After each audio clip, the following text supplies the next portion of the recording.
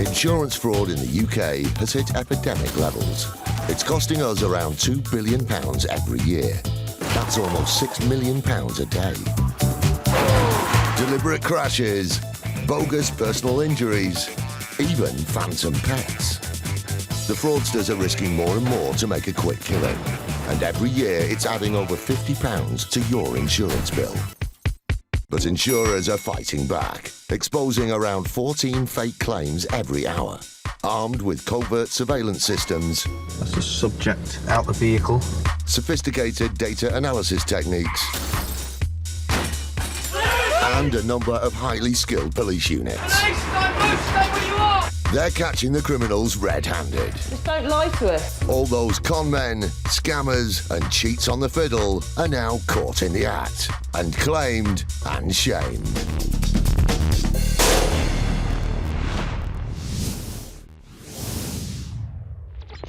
Coming up, a shameless con artist tries to trip up the council. The point where he was found was approximately half a mile from where the pothole was located. The IFED team return to haunt a greedy ghost broker.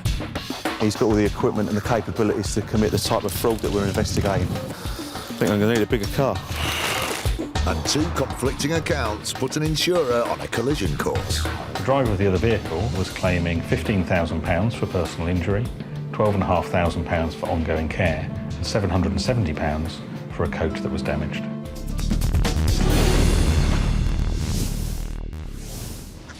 A walk in the park can be anything but if you forget to look where you're going.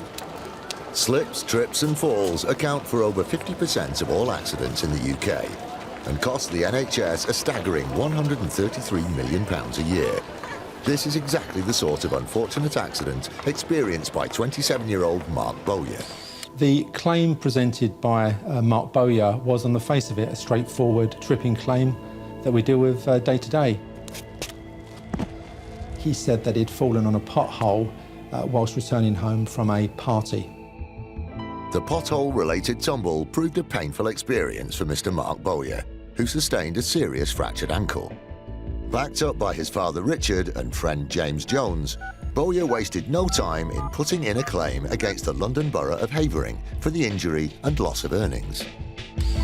The claim, once it was submitted, was investigated by the local authority, and after making those inquiries, liability for the accident was admitted, and then efforts were made to obtain a medical report so that the claim could be valued. By now, the claim stood at a whopping £100,000. Unfortunately for Mr. Bowyer, it was soon apparent that his account was no more truthful than Pinocchio's. Once the medical report was obtained, it revealed that he had in fact been injured when he'd fallen from a wall, rather than having tripped on a pothole, as he was alleging. Unusually, Mr. Bowyer decided that he would continue with his claim. The arguments against these records was that there was confusion, there were language difficulties when they were prepared, and simply that there'd been mistakes. That was what he said. Already smelling a rat, but hoping to find even more conclusive evidence, the investigators had one more trick up their sleeve against the fraudsters. We then obtained the recording of the 999 call that was made, as it transpired, by Mr. Bowyer's friend, James Jones, on the evening of the accident. All right, mate. Well, we're in Alex Park by the lake, and my mate's fell off the wall and broke his leg. Right, and you're near the boating, mate? Yeah, he's in the boating, mate. Right. Yeah. Is he conscious? Yeah, he's conscious. Yeah, he's in a lot of pain, mate. Yeah, he's in a lot of pain, mate. Was this an accidental fall?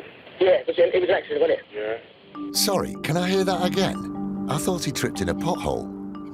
By the lake, and my mate's fell off the wall and broke his leg. Right. Well, you've really put your foot in it there, mate. But not in a pothole. There was no mistake. Mr. James Jones was quite clearly heard speaking to Mark Bowyer at the same time, asking him what had happened, and you could hear both James Jones and Mark Bowyer confirming I'd fallen from a wall. How high is the wall? About 3 foot. About 3 foot, right. Yeah. Is he completely alert? Does he know where he is? Yeah, you know where you are, don't you, Mark? Huh? You know where you are, don't you? Yeah, he's all right, yeah. Yet it wasn't just the phone call that proved damning. A very useful piece of evidence in this case turned out to be the evidence of the ambulance crew. They were able to confirm where they'd parked their ambulance and where they eventually found Mr. Boer, which was near a boating lake. And at this point, we could then establish that the point where he was found was approximately half a mile from where the pothole was located. And funny enough, right by where he was found, there was in fact a 3-foot wall. After a short period of negotiation with Mr. Boer's solicitors, the claim was discontinued and he was required to pay the council's costs of that action. But that wasn't the end of the story.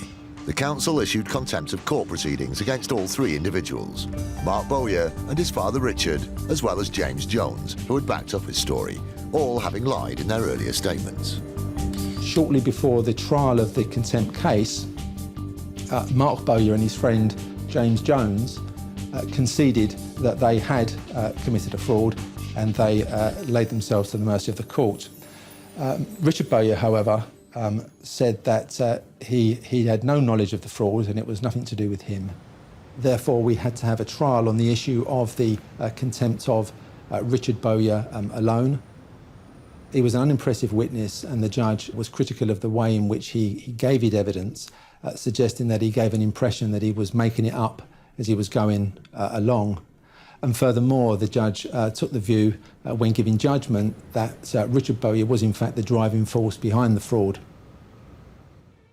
At the Royal Courts of Justice, the 3 men were sentenced for their greedy ploy to con Havering Council out of £100,000. Initial claimant Mark Boer received a 2-month prison sentence. His father Richard Boer received a 4-month prison sentence. And his friend James Jones was given 1 month behind bars. I think a custodial sentence is justified in this kind of case because money can be spent better elsewhere. It can be spent on care for the elderly, education, all sorts of other activities, rather than paying off fraudulent claimants. Still to come, a fridge fraudster finds himself frozen out. We decided to look at Mr. Johnson's insurance history. When we did that, we were frankly amazed. And the latest black box technology plays detective to help solve a mystery crash. Significantly, at the time of him saying that the collision had occurred, the vehicle was 2 miles away in a totally different location.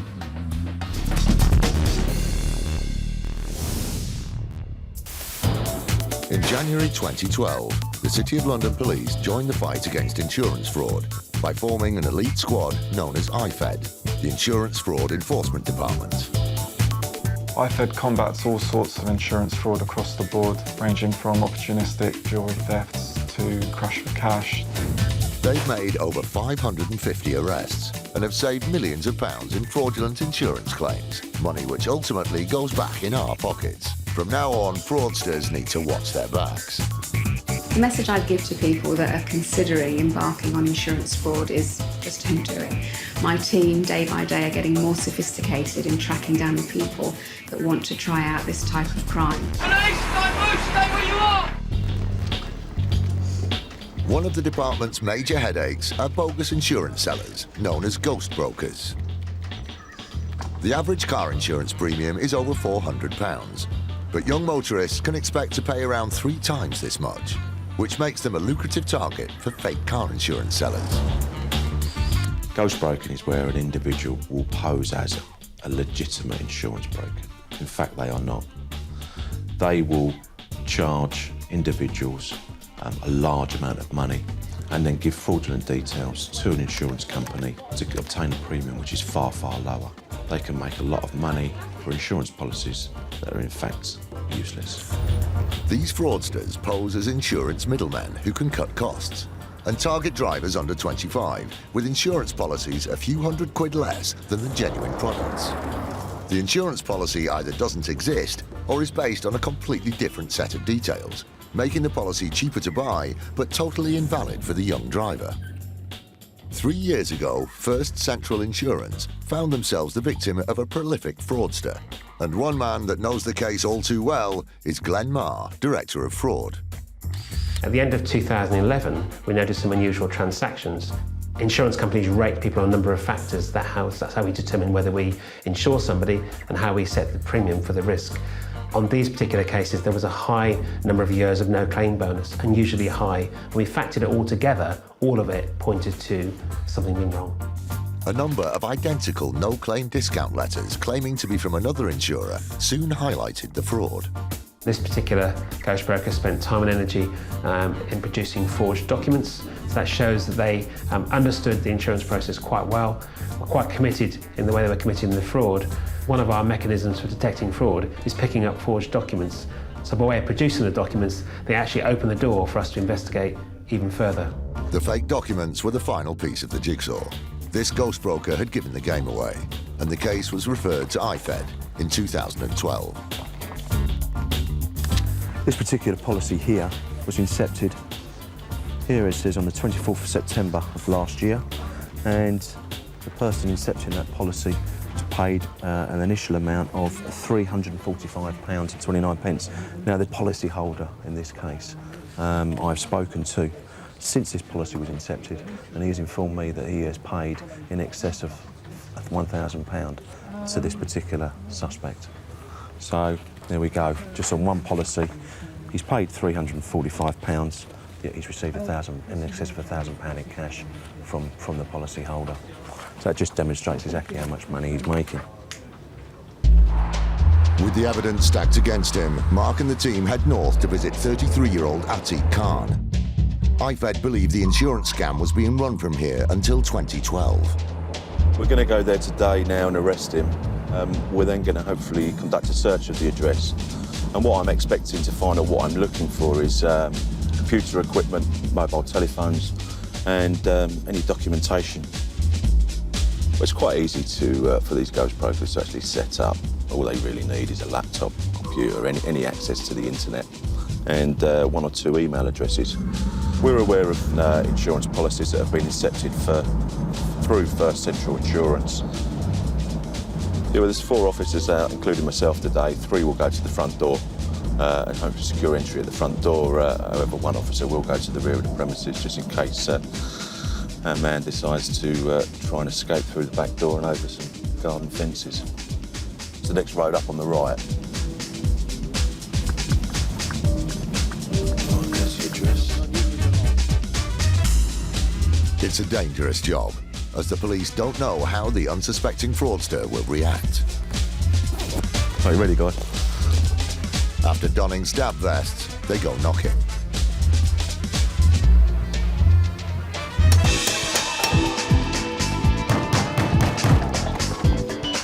Window? CCTV. Morning. Morning, please. Can you come down and let us in, please? Thank you. Morning. Detective Sergeant Mark Fulton from the City of London Police. Are you Mr. Khan? Yeah. Atiq Khan? Yeah. Mind if I come in for a second, please, mate? Thank you. IFED have their man, but the cameras remain outside. Yeah, obviously we've gone in and we've arrested the suspect on suspicion of fraud offences, fraud by false representation. He's initially he was a little bit surprised.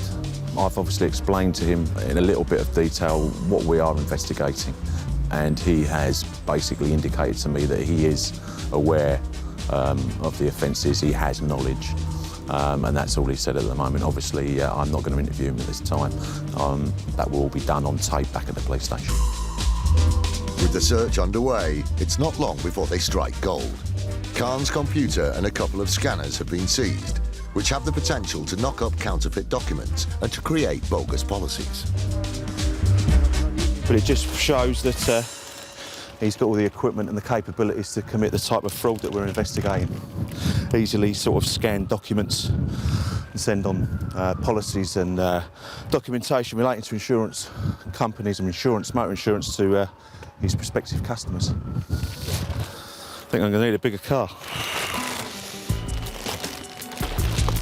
With the haul from the house looking good, Mark and his team turn their attention to the car outside, hoping for further incriminating evidence.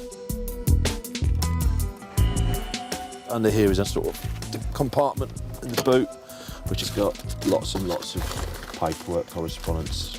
A letter there from Swinton Insurance. large amounts of documents within that we taken, all seized.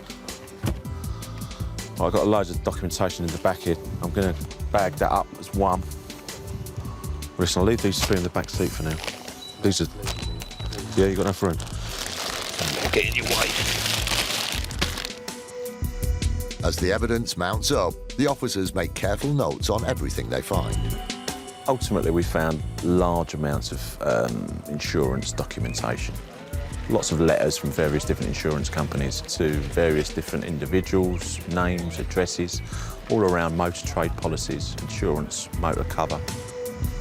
There's always that possibility, and we do find it happens quite a lot, where once we get a foot in the door and we start searching and looking under things, that we find that it's a lot bigger than first thought.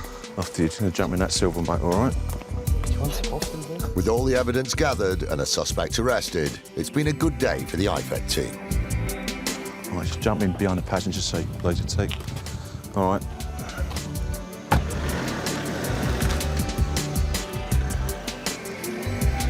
Two years later, and IFED now had a clear case against Mr. Khan, who soon found himself in the dock at the Old Bailey. After some extensive inquiries and a long investigation, Mr. Khan was charged with a number of counts of fraud and forgery.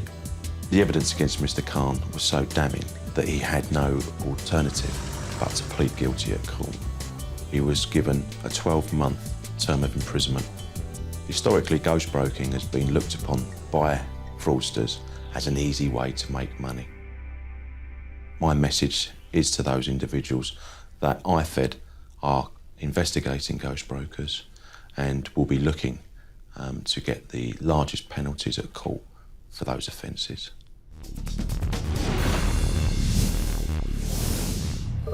With congestion on Britain's roads getting worse, there's more chance than ever of finding yourself in a jam. However boring sitting in slow traffic may be, you owe it to yourself to keep an eye on the car in front. The claim was notified to us by our customer as a minor collision. He was driving home from the library one January morning. He told us that he'd been travelling very slowly. There was roadworks at the time with the traffic light control, so it was stop, start, stop, start, stop, start.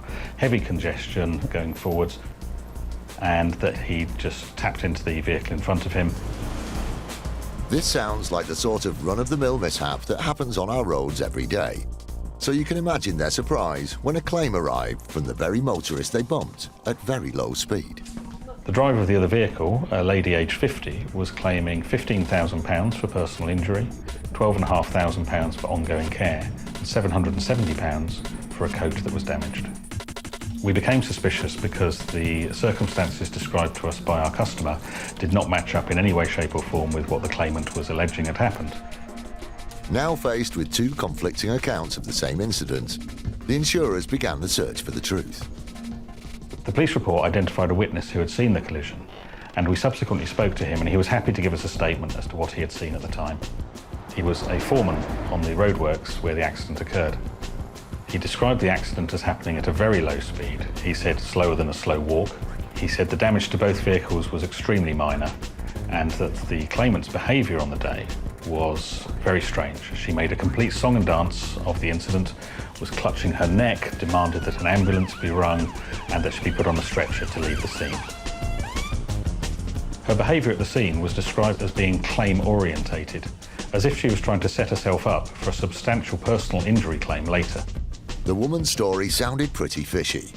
As she was still keen to pursue the claim, it will be up to the courts to decide. The case was listed for a court hearing, but the claimant failed to show up on the day. The case was therefore dismissed by the judge, who awarded us costs in the sum of £9,000. These have now been fully recovered. Whiplash claims are a fraudster's utopia. They can claim for thousands of pounds in personal injuries, but the problem is the symptoms are often subjective. Christian Worsfold is a physiotherapist who advises the government as they look to clamp down on this compensation culture. My role at the Ministry of Justice advising the government relates to improving the medical evidence that's collected following a whiplash injury and also improving the training and accreditation of the medical experts who carry out the examinations following whiplash injury. Accidents are down and cars are now safer. Yet road collision personal injury claims have increased 60% since 2006. The government believes over 500,000 Whiplash claims are excessive, and last year passed a new law to tackle the issues.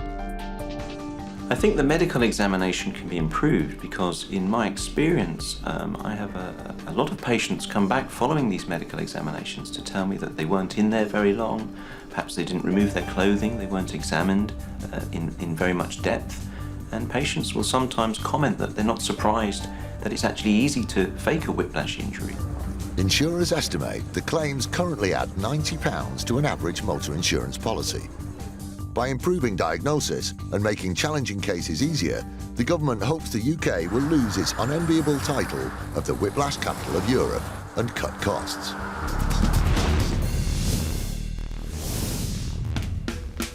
When the washing machine blows up or the kids break the telly, buying a replacement is yet another cost you can do without. To protect against these minor home emergencies, over 75% of households in the UK now have contents insurance.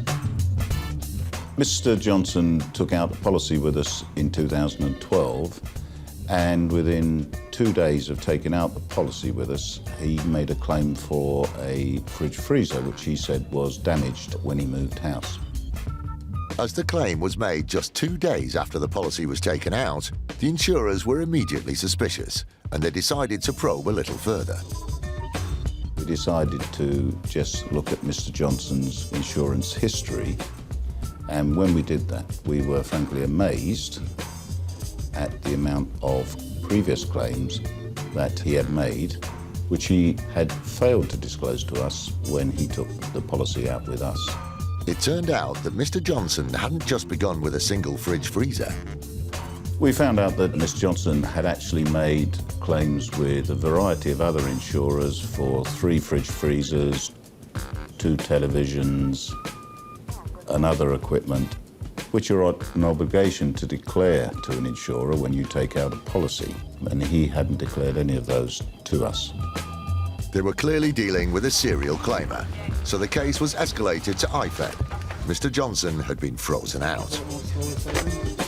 Whilst this was a relatively small claim, the fact that he had failed to disclose so many previous claims and the level of non-disclosure, we decided to report Mr. Johnson's case to the Insurance Fraud Enforcement Department. Mr. Johnson was arrested and soon appeared at the City of London Magistrates Court. He was found guilty and ordered to complete 40 hours community service and pay the £510 in court costs. I think the lesson here for Mr. Johnson and anybody else who might be tempted to act like him is that insurers do share information in order to detect fraud. There are databases which insurers can search, and these include now the new Insurance Fraud Register, where those people who are proven fraudsters will be filed to the Insurance Fraud Register, and that will be available for all insurers to look up in the future.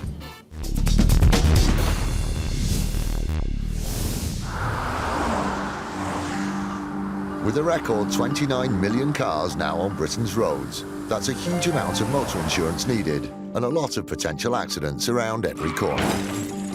The main business of Accident Exchange is to provide hire vehicles for people involved in non-fault accidents.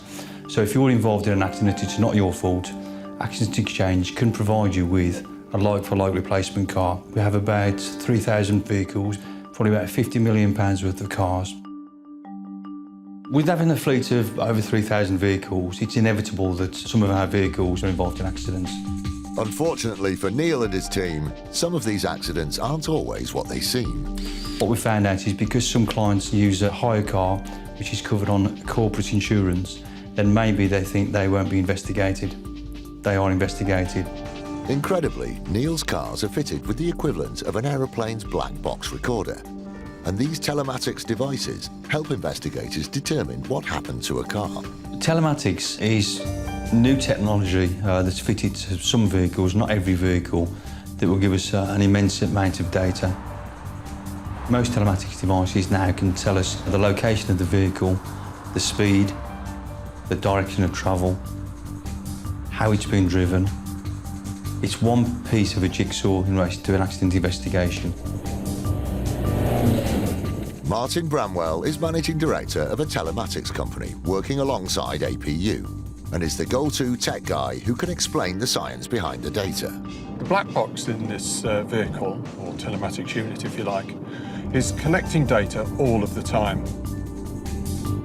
Approximately every 1 minute we will collect the location and direction of travel of the vehicle, but it will also collect driving behaviours that are considered abnormal as soon as they occur.